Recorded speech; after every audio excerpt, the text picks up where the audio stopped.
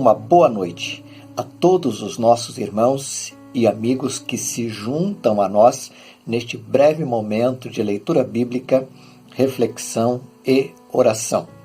Que Deus abençoe a você e a sua família. O texto que leremos se encontra no Evangelho de Lucas, capítulo 18, versículos 18 a 23, que nos dizem assim, na versão Almeida, Revista e Atualizada. Certo homem de posição perguntou-lhe: Bom mestre, que farei para herdar a vida eterna? Respondeu-lhe Jesus: Por que me chamas bom? Ninguém é bom, senão um, que é Deus. Sabes os mandamentos: não adulterarás, não matarás, não furtarás, não dirás falso testemunho, honra a teu pai e a tua mãe. Replicou ele: Tudo isso tenho observado desde a minha juventude.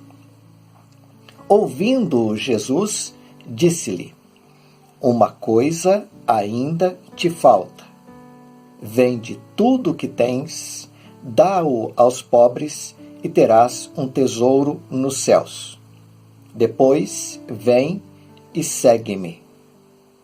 Mas, quando ele ouviu estas palavras, ficou muito triste, porque era riquíssimo. Fazendo uso deste texto, eu gostaria de falar muito brevemente sobre o tema O que te falta? Este texto é muito conhecido e se encontra nos 3 primeiros evangelhos, ou seja, no Evangelho de Mateus, no Evangelho de Marcos e no Evangelho que lemos, o Evangelho de Lucas. O texto mostra alguém que gozava de certos privilégios da vida e da sociedade, porque afirma o texto que ele que se apresentou a Jesus era um homem de posição, ou seja, era alguém importante. Alcançar a proeminência social é algo muito difícil. Privilégios são sempre muito raros. Quem os obtém luta para mantê-los e, às vezes, durante toda a vida, porque sabe que a perda dos privilégios e dos reconhecimentos sempre é muito difícil. A pessoa apresentada no texto obteve reconhecimento social, era rico e tinha muitas posses, mas ainda assim foi procurar Jesus e falar com ele porque acreditava que nele havia a falta de algo para completar a sua longa lista de privilégios.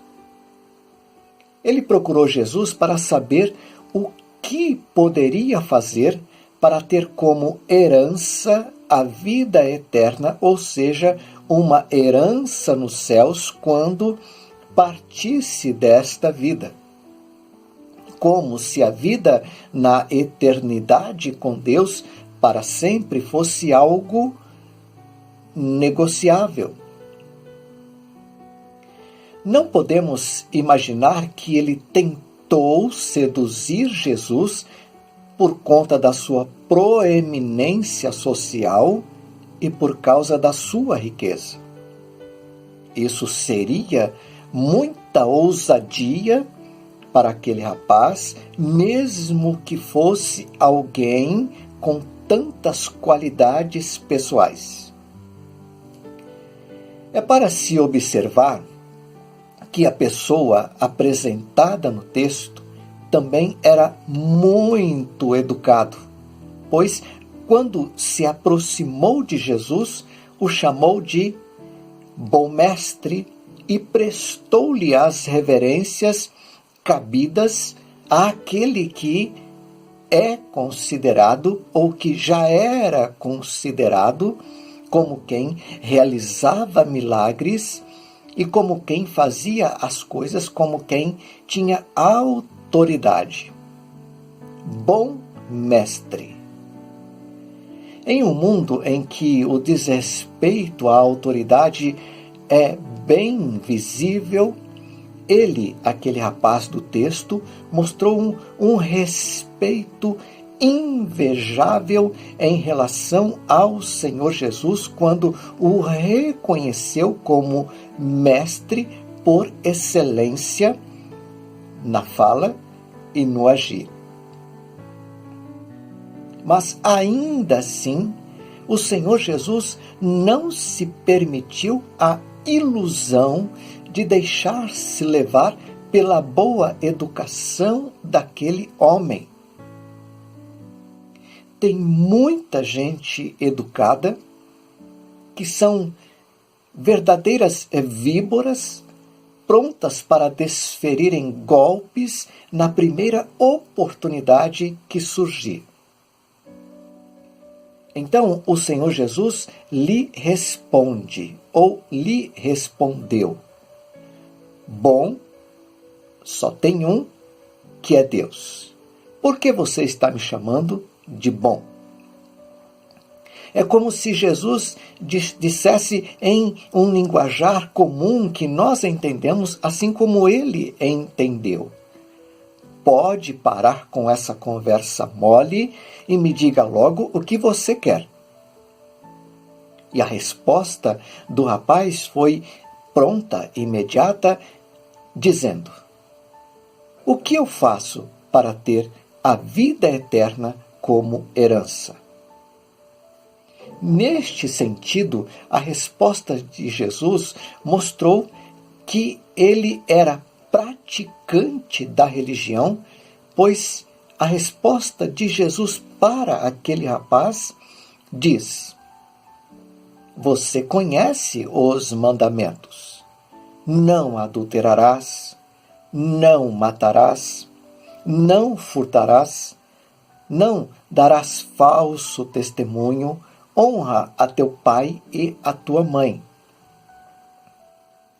Aquele rapaz era tão cheio de qualidades que qualquer um de nós daria o céu para ele assim que o visse. Acredito que ele tenha pensado: então está tudo certo, não me falta nada. Mas o grande engano do ser humano é pensar que a sua educação, que a sua religião e o respeito que tem para com seus semelhantes já irá lhe garantir um lugar no céu. Não que isso deixe de ser importante de forma alguma. A educação, o respeito, a religiosidade são importantes, porém, não deve deixar de existir em nós, mas não é suficiente. Aquele rapaz confiava demais na sua prática religiosa, na sua educação e na sua posição social. Mas o Senhor Jesus diz a ele: ainda te falta uma coisa.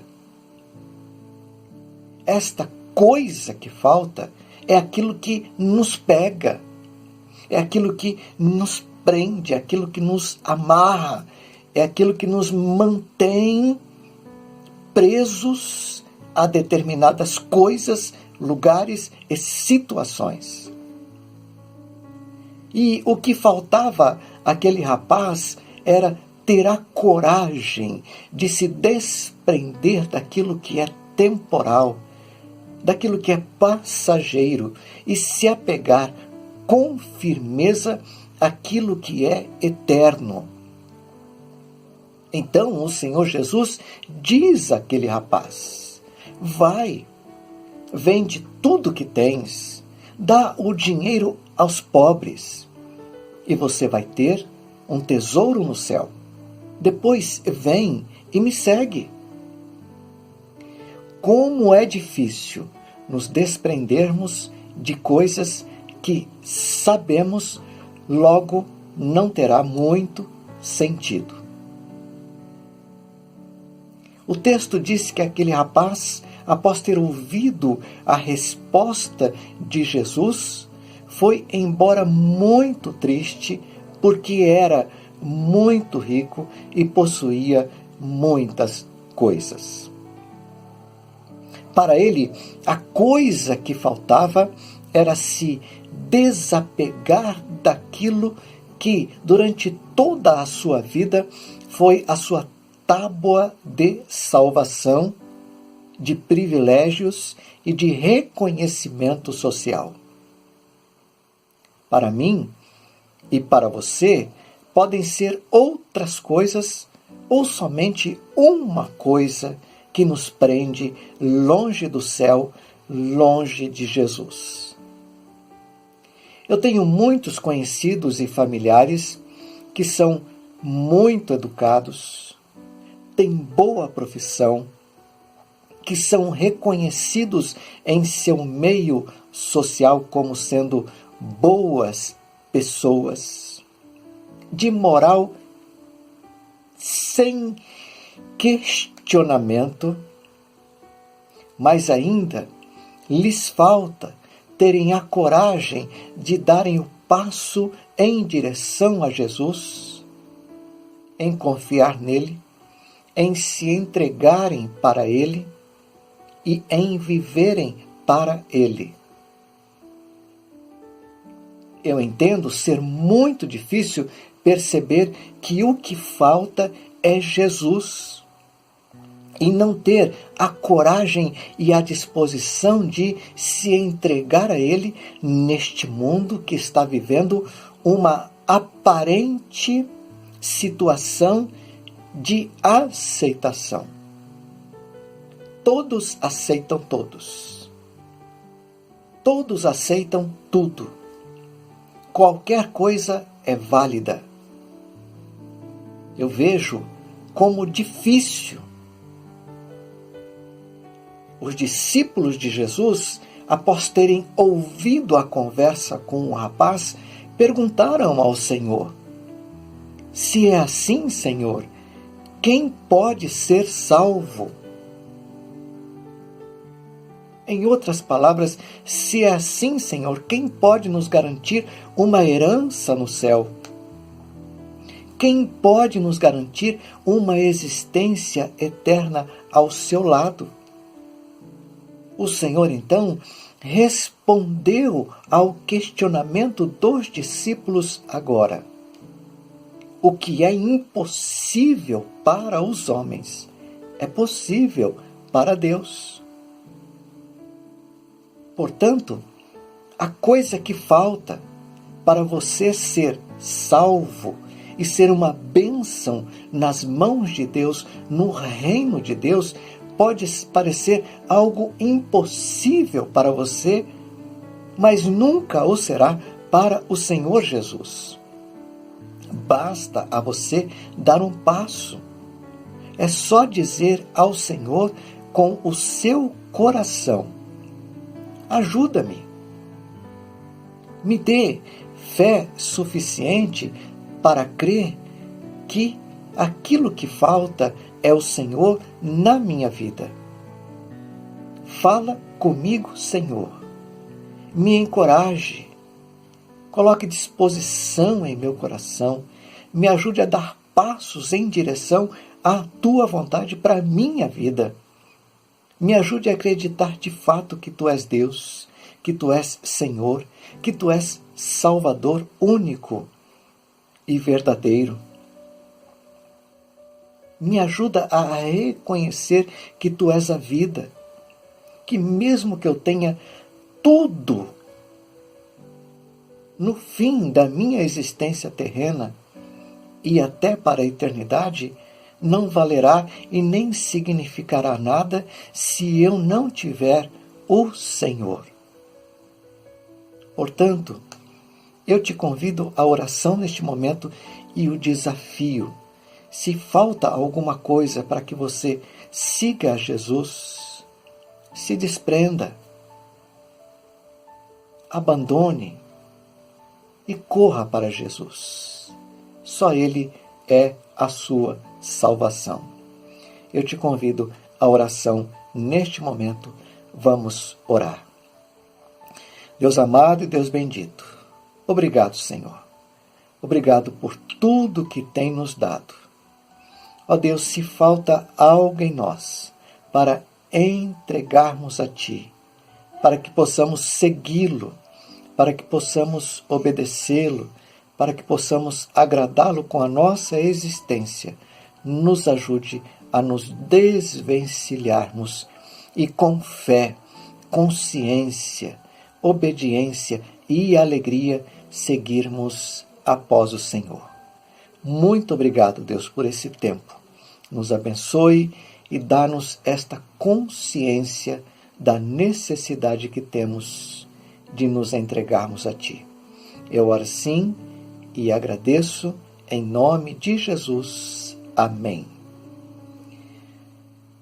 Que Deus te abençoe, meu irmão, que Deus te abençoe, meu amigo, e lhe dê um restart de semana na presença daquele que é nosso Senhor, nosso Salvador, Jesus Cristo.